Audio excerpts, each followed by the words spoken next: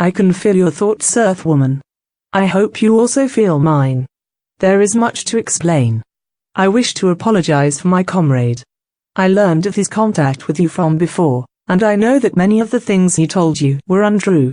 No, we have not been trapped in stasis for 7 years. In fact, we have not been in stasis at all. We are also not on our way to meet you.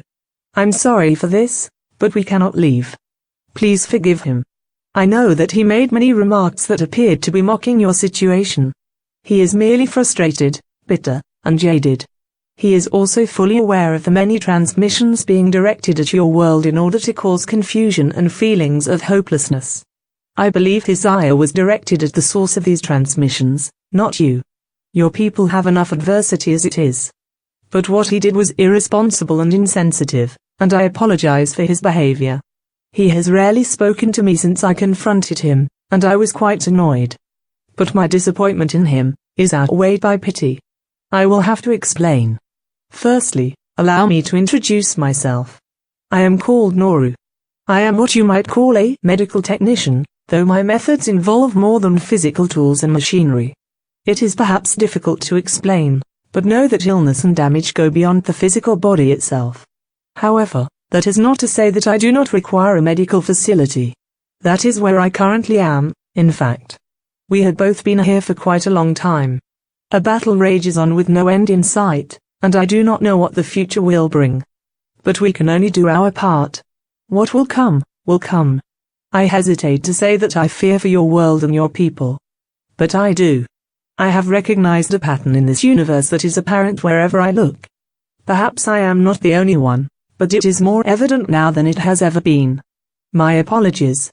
Allow me to explain what I mean. Perhaps this will also make clear how we communicate. There are chambers that we enter from time to time. Within these, all the physical senses are cut off from the outside world. It is here that we reach out to the universe with our mind. We are taught from a very young age to do this, and how to shield ourselves from harmful influence. I could not be an effective healer without having strengthened the field that surrounds myself. It is difficult to explain, but we all have an energy within and around us that can affect the physical world, if an effort is made to exercise and strengthen this energy. Combined with medical technology, almost any injury of the body or mind can be healed. My friend suffered an injury of the mind, one so severe that most never recover from it. This history is not an easy one to recount, as it is a painful memory.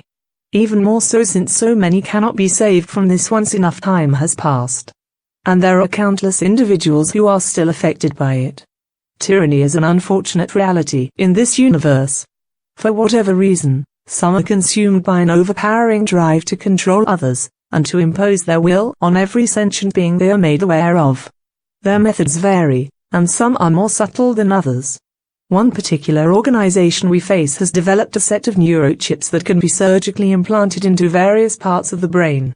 They were designed for absolute control over the subject. Any unsanctioned thought or emotion first results in nausea and throbbing headaches.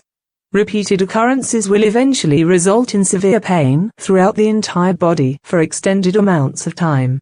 One either learns to think and feel only what is permitted by their masters, or feel indescribable suffering until inevitable submission. The brain's chemistry is also manipulated so that obedience is rewarded with feelings of euphoria. This method of control is so effective that no being we are aware of has ever successfully resisted it, and most who are aware of it fear it more than anything. Commander Nogi, along with his wife and young daughter, were captured by this enemy and subjugated by their insidious device.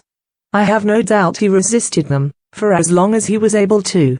But eventually he was turned against us. Thousands of others have met the same fate, as have many others before and since. This is but one reality we face, and it is a harsh and terrifying one. Seeing those you love, looking back at you with hate in their eyes, with love and devotion for the ones who turned them against you. No words can express the deep sadness and horror I feel from this. Fortunately, the commander was recaptured by our people. I was successful in removing the implants from his brain, though his recovery was long and arduous. His motor functions were severely broken, and his emotional state was frail and unstable. At first, His mind couldn't let go of the love and loyalty he had for his former masters. While administering healing, he once threw himself at me, knocking me to the floor. He then straddled and tried to strangle me. He shouted, "I hate you. I hate you for what you've taken from me." It took 5 security personnel to subdue him. I was shaking and hurt. Hurt, because I know that he really meant what he said, though I know it isn't his fault. With time and patience, Commander Nogi made a full recovery, though the Council has forbidden him to take an active role in battle, for the time being. For now, he uses his first-hand experience to help others as we recover from the enemy's control. And while I am relieved our forces were able to recover the commander, his wife and child are still thralls to the enemy.